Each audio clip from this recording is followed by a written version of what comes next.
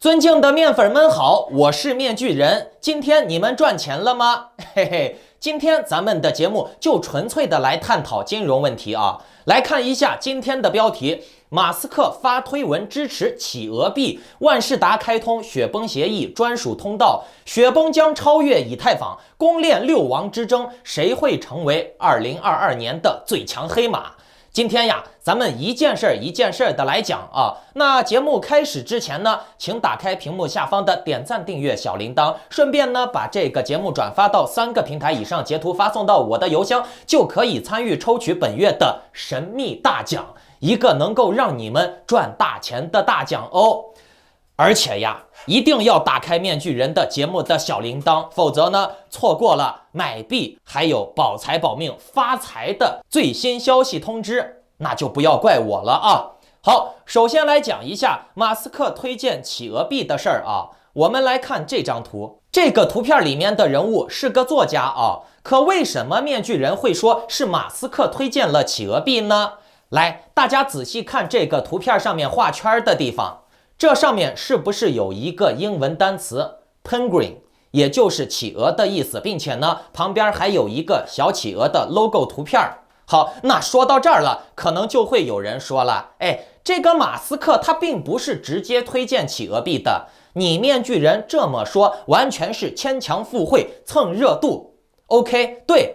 面具人，我从2个角度来给你们分析一下这个现象，你们听完了就知道这中间的奥妙了。首先呢，第一个角度就是马斯克他真的推荐了企鹅币。那如果马斯克这么做的话，那就不用说了嘛，企鹅币肯定它是要起飞的，它的知名度包括它的币价市值都会大涨的，火爆得很啊。这是第一啊，可能性比较小。确实，刚才那个图片，包括面具人，我这么说是有蹭热度的嫌疑。那咱们就来继续顺着蹭热度的这个角度啊，来讲第2点。2呢，就是马斯克他并没有推荐企鹅币，但是呢，他的言辞中，他的这个行为当中，刚好呢就碰巧撞上了企鹅币，无心插柳。好，我们重点的来讲这种情况啊。目前来说呢，可以明确的被马斯克推过的币就只有狗狗币，那这个是可以确定的。但是呢，我们再来看一下啊，跟马斯克打过擦边球的其他的也火得很的币，比如狗屎币、宝贝狗、Floki 这几种。吃太饱了。来继续说啊，这几种狗币啊，也都是因为马斯克或者是跟马斯克打过擦边球而大火。虽然马斯克当时的本意并不是推荐他们，比如之前马斯克只是问了一下史币，然后呢，史币就开始拿这个事儿营销炒作，说马斯克推荐史币了，马斯克跟史币有合作了，然后呢，史币就又暴涨了。还有呢，就是那个 Baby Dog 宝贝狗，宝贝狗也是一样的。马斯克只是称呼自己的狗叫做我的宝贝狗，这也是很多养自己宠物的人他都会这样称呼，这也是很多养宠物的人他都称呼自己的宠物为宝贝的，对吧？比如我的心肝小宝贝呀，我的宝贝鸟呀，我的宝贝狗呀，对吧？但是呢，这个事儿就被宝贝狗的团队抓住了，然后呢，开始蹭热度营销，说马斯克持有宝贝狗了，马斯克跟宝贝狗有合作了，对吧？还有一个典型的例子就是 Floki， 马斯克的狗叫做 Floki， 然后呢，你们懂的，这个事儿呢就被 Floki 的团队抓住营销了，然后呢 Floki 也暴涨了。所以说呢，就算马斯克他的本意并不是推荐某个币，但是呢，有一点那么的关联或者是牵强附会的话，那这个币都是有可能蹭上热度的。这种巧合让会营销的团队抓住的话，那就是很好的宣传机会嘛。可是呀，面具人，我发现企鹅币的这个团队并不是很喜欢炒作啊。这个团队他喜欢低调的操作实事儿，比如搞他的 IDO 呀之类的事情。企鹅的这个 IDO 呀，它的经济规律其实很明显。现在企鹅的数量是有限的，但是呢，它出 IDO 的这种抢占新币的机会，我问你们要不要参加？要参加。那要参加的话，是不是就需要用企鹅币转换成它的 IDO 新币了，对吧？那这样的话，企鹅币是不是就又少了？又或者说，企鹅币的需求量就大了？如果说企鹅币它经常搞 IDO， 经常出新币的 IDO， 而且呢，这些 IDO 的项目品质都还不错，功能性、升值空间都不错，都很有潜力。那我问你，企鹅币的需求量会不会大增？企鹅币会不会涨？只不过呢，在这中间呀，我们需要注意一下，就是每次企鹅的 IDO 结束了以后呀，这个 IP 企鹅、墨镜企鹅就会有一些短线手出货套利。毕竟呢，一旦这个 ITO 开始了或者结束了之后啊，那这个币价就会有一定的波动。那在这个期间，在这个机会点啊，就是短线手们套利的机会。那短线手们一旦套利出货，就有可能造成下跌，这个是难以避免的。哎呀，我的鹦鹉今天有点情绪啊，配合一点呀。摸一摸，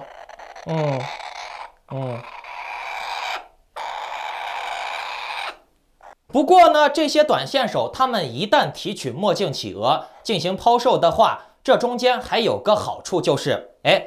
那就是有人把墨镜企鹅取出来的时候会被罚款6%，而这6%则会被分配给其他的墨镜企鹅的持有者。那么这也就意味着，有人出货的话，对长期的玩家是有好处的。那这个机制就是非常的好啊，因为长期的他就会吃到一些短线手的利润，并且呢，只要这个机制在，企鹅币它只要不是共识崩塌的话，那么它的价位只会是越来越高的。而且大家记住啊，现在雪崩链的生态还没有爆发，企鹅币是雪崩链上为数不多的做发射平台、做这种私募集资金推新项目的平台的一个非常有特色的明星项目。大家可以想象一下啊，如果说雪崩链这个平台在蓬勃发展，进来的资金包括它的知名度都在越来越高，那么企鹅币它推的新项目也就会吸引很多的人进场，趁着这阵东风，然后嘞企鹅币它只要推一个项目，刚好随着雪崩链在蓬勃发展，有新玩家涌入，那就有可能选到企鹅币推的这个新项目。那大家就可以想象一下了啊，随着接下来的几个月，企鹅币官方也承诺了，他们会接二连三的推出各种各样的 IDO， 各种各样的新币，而我们这些早期入场的玩家也都能吃到这波雪崩链生态爆发的大红利。所以呢，企鹅币的前景究竟怎样？我相信你们自己可以脑洞一下了。而且呢，这中间还有一个经济模型，就是水涨船高呀，企鹅币它越来越涨，然后嘞，这个项目它的实力越来越强嘛，它就有可能吸引更多的这种潜力项目、新项目来找企鹅币合作进行 IDO， 那企鹅币就更涨，因为潜力项目找它的多了，它的这个需求量大了，是不是啊？那就会涨。随着这个市场的发展，那么我们在这个风口上能得到的机会还是非常多的，并且呢，面具人我敢断定啊，面先知我给大家再开启先知模式预言一下，雪崩链在接下来的几个月一定会大爆炸的，一定会大火特火的。为啥啊？我刚忘了提醒一下各位了，就是那个 IDO 结束的前后啊，会有一阵波动。大家如果说想考虑进场或者出场的话，在那个时间段自己注意一下自己的买出和买入的操作。好，继续说雪崩链啊。哦，对了，提醒一下你们各位，点赞、订阅、打开小铃铛、收藏好我的频道。我过几天呢还会有好消息给你们透露的，是能让你们赚钱的好消息哦。我们来看一下雪崩链。雪崩目前呢是$113，我上次在我的会员群给出的极限低点位是76到72美金之间就可以买入雪崩了啊。雪崩是113美金，那我的会员听了我的这个操作建议以后，从70多美金到110多美金的这个盈利幅度怎么样？各位你们来说一说，还算不错吧，对不对？更别说企鹅币都已经翻了几倍了，2倍快3倍了啊！哎，大家仔细观察一下啊。大盘跌，可是呢，雪崩链上的项目却猛涨，哎，这究竟是为什么呢？哎，尤其是看了面具人节目的面粉们，听了我的建议，从币安土狗割韭菜盘子转战到了雪崩链的各位面粉们，你们最近是不是都赚了？别人在亏钱，你在赚钱，那更别说我的会员了，紧跟着我的项目指导操作，那更是赚钱了，对吧？为啥？我是不是提前告诉过你们？你们是不是得益于我之前说的雪崩链？它因为技术强，并且呢操作难，所以呢它吸引的都是比较核心向的玩家，像那种只会玩土狗币安简单傻瓜一键买币的那种，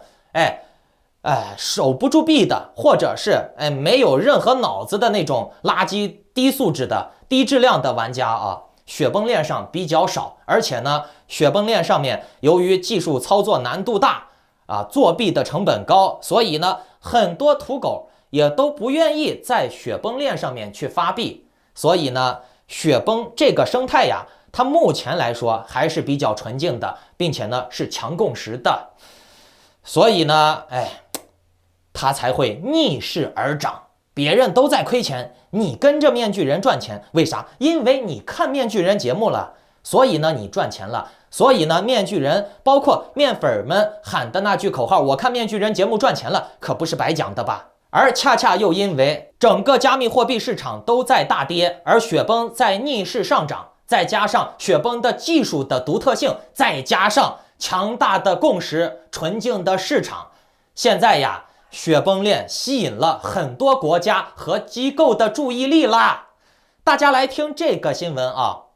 雪崩现在已经入选万事达加密货币创业直通车项目 Mastercard Start Path Capital。那这个事情是真的啊，这个网址我一会儿贴在屏幕下方的留言区，你们每位观众都可以去验证一下。那这个项目是一项意在探索解决如何利用区块链技术赋能全球居民和企业创业与参与度的一个非常大、非常重要的项目。那这个项目将会把雪崩链接入万事达的全球生态，与万事达卡的合作伙伴还有数字力量共同拓展并加速区块链技术的创新以及拓展市场。那万事达 Mastercard 大家应该都知道吧，全球盛名，全球的用户不知道有多少。那万事达跟雪崩链合作了，也就是说雪崩现在已经成为正规军了，而不是传统的大家都觉得是那种打擦边球的见不得光的加密货币了。各位观众，各位面粉们，我再告诉你们一个事情啊，正如面先知所言，雪崩的市值已经成功的超越了 Solana SOL 链了。面先知之前告诉过你们，雪崩链超越 SOL 是必然，并且呢，超越币安也是必然。这个土狗币安链呀，已经到了穷途末路、末日狂奔的时候了。这个月底的清退就是它的最后绝唱了。你们看，整个币安链啊，它的市值一直在跌，而且呢，它的这个交易所还在割韭菜，还在动不动搞小动作，插针爆仓拔网线。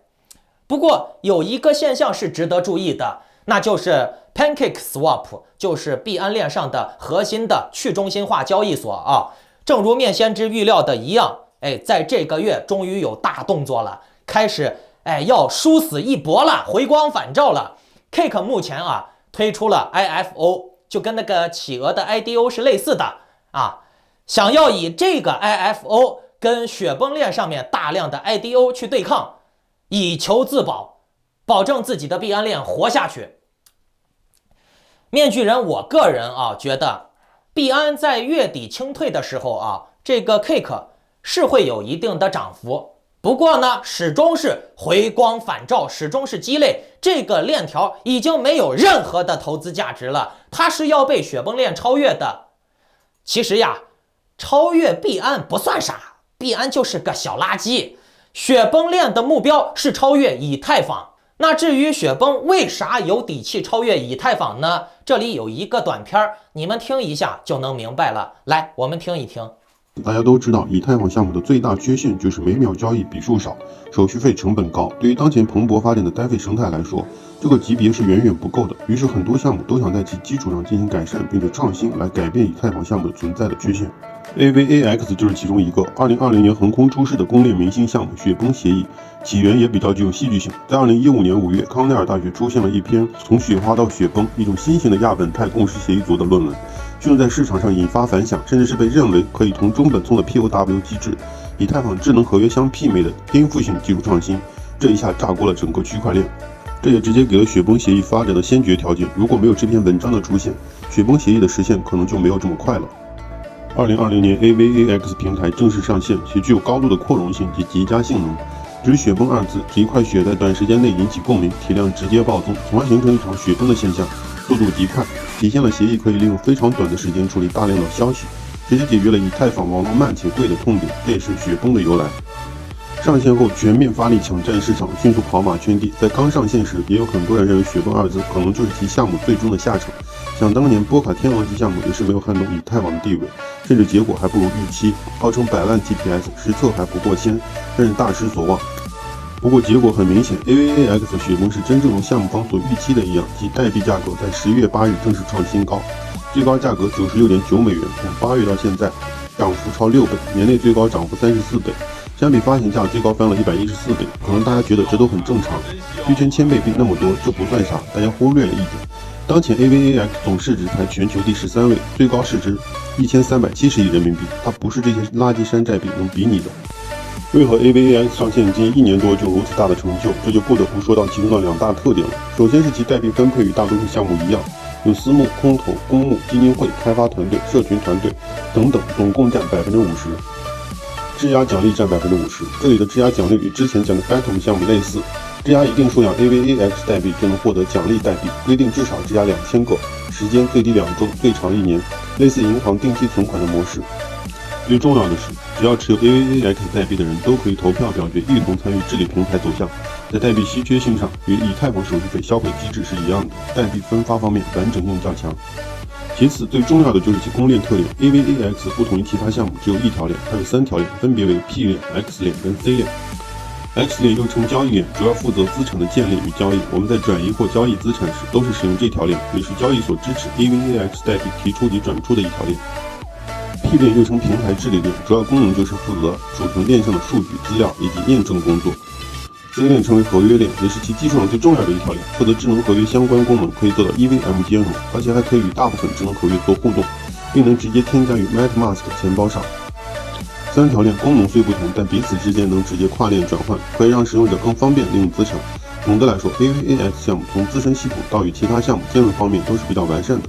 尤其是其 TPS 达到4500币每秒以上，去中心化程度虽然暂时没有以太坊高。毕竟以太坊早发展5年，但是从每秒交易笔数上来看 ，ETH 完全比不上 AVAX， 而且 AVAX 是直接采用 POS， 以太坊正在 POW 向 POS 进化的路上。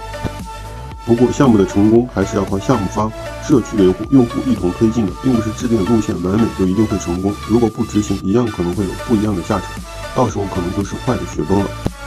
各位观众，各位面粉们，接下来究竟该如何操作企鹅币、雪崩链，包括其他的潜力项目？我相信你们心中应该有一定的定数了吧？好呀，我再提醒一下各位，从 AXS 到蛋糕币、平头哥，再到雪崩链上面的一系列的项目，面具人我是不是都让大家赚到钱了吧？更别说我的会员了，我的会员更赚钱。你们来看这些截图，这些留言，这些都是实实在在的观众们、会员们的盈利的感谢留言呀。哦，对了，我再提醒一下你们啊，最近呀，我的会员都在参加我的下一个成本不高，只需要100U啊，就能让你稳定的一个月赚上几百块钱美金的好项目。我们都在提前布局，等我们布局完了以后，我才会公开给各位的。那好，如果你们这些场外观众啊，有想要提前参与我们的布局的话，以及获得潜力币的精准点位的，保证自己的利润最大化的，以及我接下来接手的一个，算了，不能给你们多说了。如果想了解的话，甭废话，请下载 Line 或者 Telegram， 搜索添加 ID Maskman118，办理会员入群手续。OK， 我们下期再见，祝你好运哦！当然了，你也可以去学习什么 K 线画画班，预测未来啊！拜拜。